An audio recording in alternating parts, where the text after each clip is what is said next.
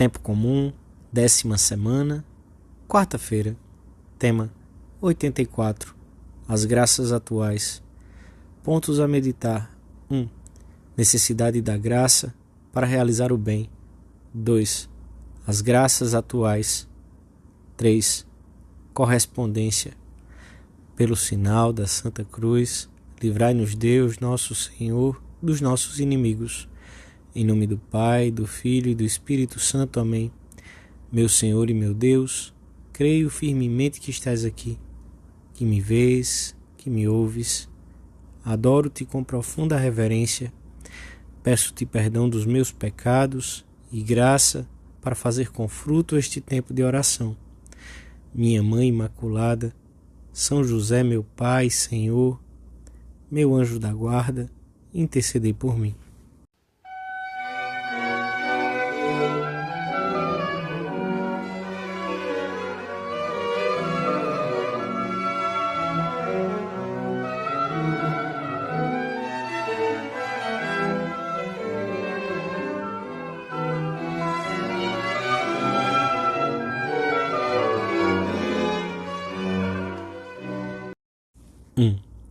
Pelo pecado original, a natureza humana perdeu o estado de santidade a que havia sido elevada por Deus e, consequentemente, ficou privada também da integridade e da ordem interior que possuía.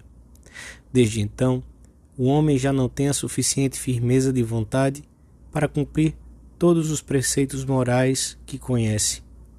Fazer o bem tornou-se-lhe difícil depois da aparição do pecado sobre a terra.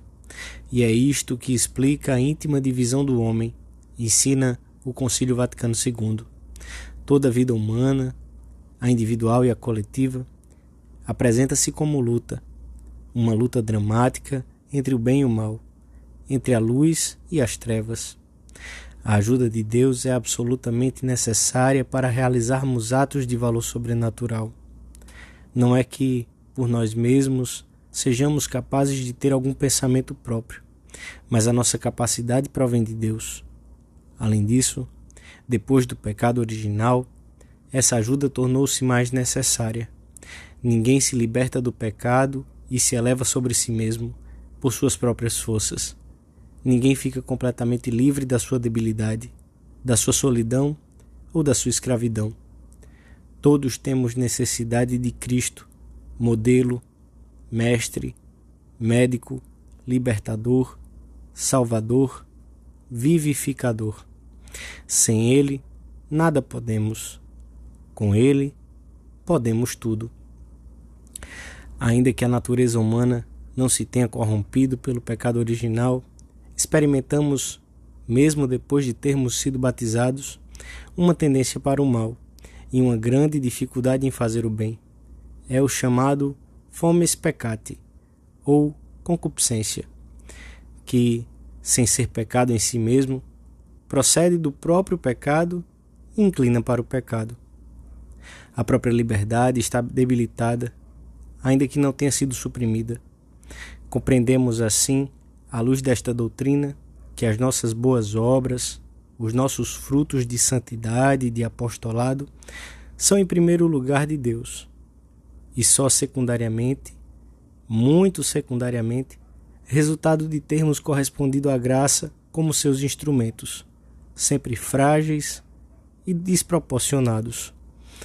O Senhor pede-nos que tenhamos sempre em conta esta pobreza da nossa condição, evitando o perigo de uma vaidade tola, porque a miúde, diz Santo Afonso Maria de Ligório, o homem dominado pela soberba é um ladrão pior que os demais, porque não rouba bens terrenos, mas a glória de Deus. Segundo afirma o apóstolo, por nós mesmos não podemos fazer nenhuma obra boa, ou sequer ter um bom pensamento. E já que as coisas são assim, quando fizermos algum bem, digamos ao Senhor: devolvemos-te, Senhor, o que de tuas mãos recebemos. Devemos dizê-lo diante de qualquer fruto que nos tenha vindo às mãos. Oferecê-lo-emos de novo a Deus, pois sabemos bem que a malícia e as deficiências são nossas. A beleza e a bondade são dele.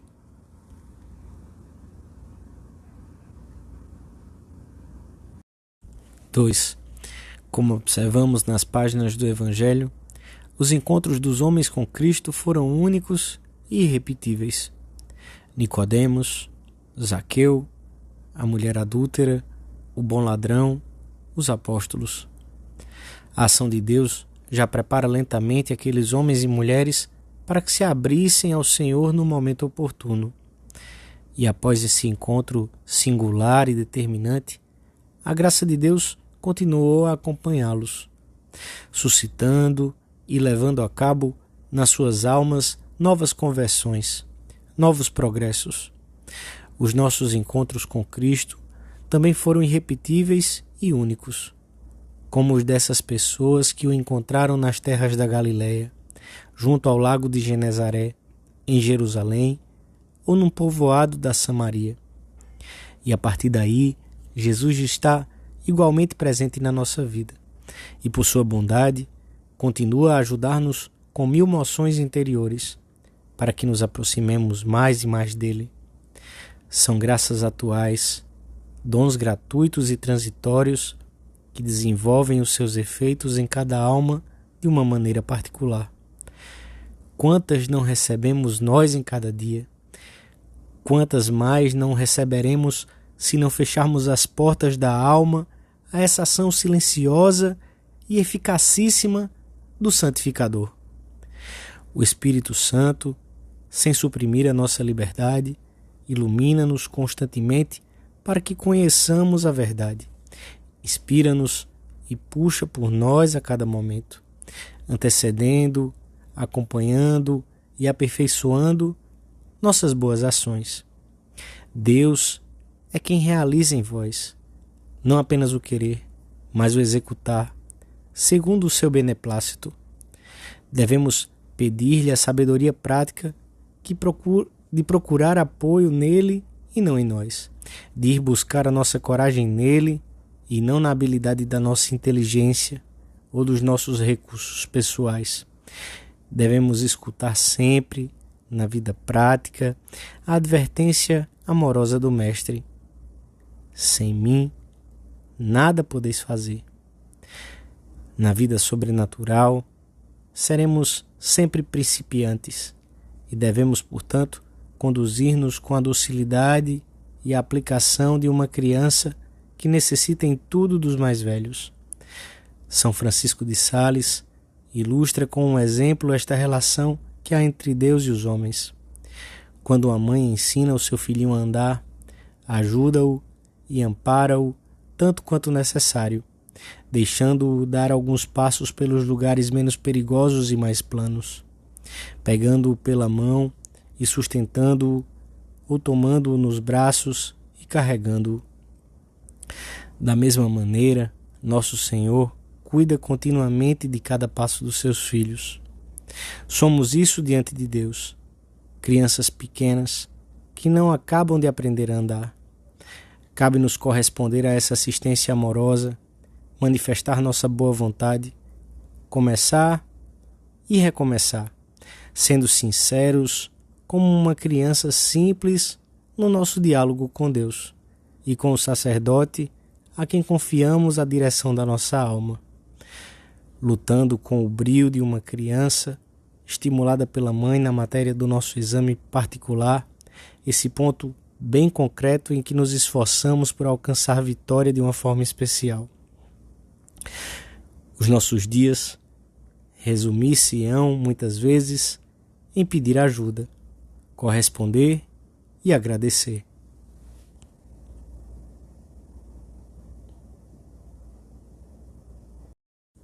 Três. Deus trata cada alma com um respeito infinito, sem nunca forçar sua vontade, e por isso o homem pode resistir à graça e tornar estéril o desejo divino.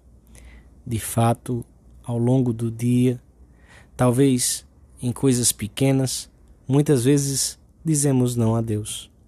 E devemos dizer sim ao que nos pede, e não ao nosso egoísmo, aos impulsos da soberba, à preguiça. A resposta livre à graça de Deus deve dar-se no pensamento, nas palavras e nas ações. Não basta somente a fé para cooperarmos adequadamente. Deus pede-nos um esforço pessoal, pede-nos obras, iniciativas, desejos eficazes. Ainda que com a sua morte na cruz tenha merecido para nós um tesouro infinito de bens, as graças que nos concede não nos são concedidas todas de uma vez. E a sua maior ou menor abundância depende de como lhes correspondemos. Quando estamos dispostos a dizer sim ao Senhor em tudo, atraímos uma verdadeira chuva de dons. A graça inunda-nos quando somos fiéis às suas pequenas insinuações ao longo de cada dia. Quando vivemos o minuto heróico, a hora de nos levantarmos pela manhã, e procuramos que o nosso primeiro pensamento seja para Deus. Quando nos preparamos para a Santa Missa e afastamos as distrações que pretendem desviar-nos daquilo que importa.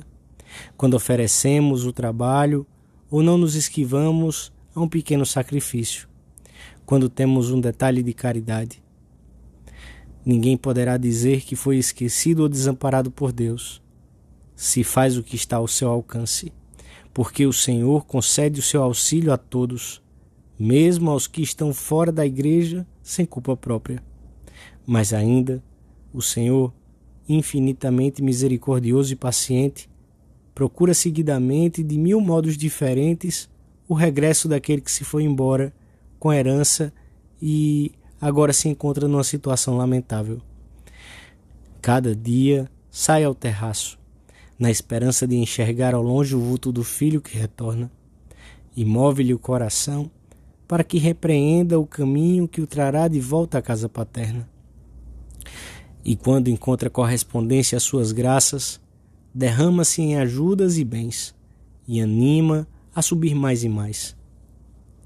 Se nestes momentos de oração pessoal percebermos que nos custa corresponder aos pequenos movimentos da graça, sigamos este conselho. Tens de entrar em colóquio com Santa Maria e confiar-lhe. Ó Senhora, para viver o ideal que Deus meteu no meu coração, preciso voar muito alto, muito alto. E perto de Maria, sempre encontramos José, seu esposo fidelíssimo, que tão bem e com tanta prontidão soube realizar o que Deus, através do anjo, lhe ia manifestando. Podemos recorrer a ele ao longo do dia para que nos ajude a ouvir claramente a voz do Espírito Santo em tantos detalhes e em ocasiões tão pequenas, e para que sejamos fortes em levar à prática essas suas sugestões. Dou-te graças, meu Deus, pelos bons propósitos, afetos e inspirações que me comunicaste nesta meditação. Peço-te ajuda para os pôr em prática. Minha Mãe Imaculada, São José, meu Pai e Senhor, meu anjo da guarda, intercedei por mim.